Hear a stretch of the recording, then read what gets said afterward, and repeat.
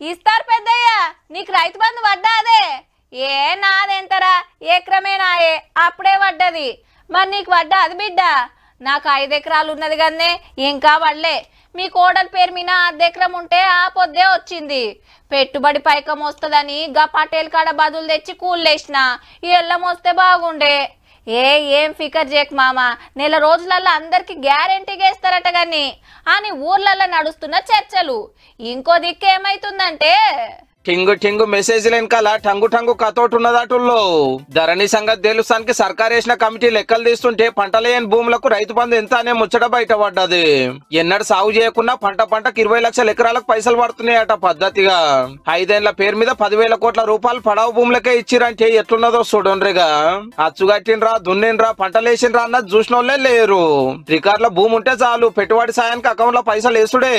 గుట్టలు, చెలకలు, బొడ్లు గిడ్లకు రైతు బంధు పడుతుంది.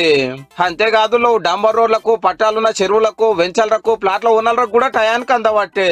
మా వెంచల ప్లాట్ కొంటే రైతు బంధు కూడా వస్తుందని పబ్లిసిటీ చేయబట్టిరి.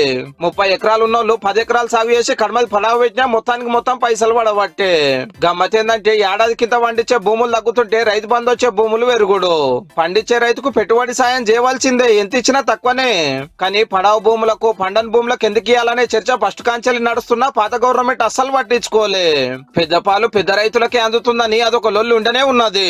అన్నిటి మీద 1కి 4 మాటల ఆలోచన చేసి రైతు సంఘాలతో మాట్లాడి అసలు రైతులకే ఫాయిదా అయ్యేటట్టు చేస్తారని సచివాలయంలో జరుగుతున్న ప్రచారము.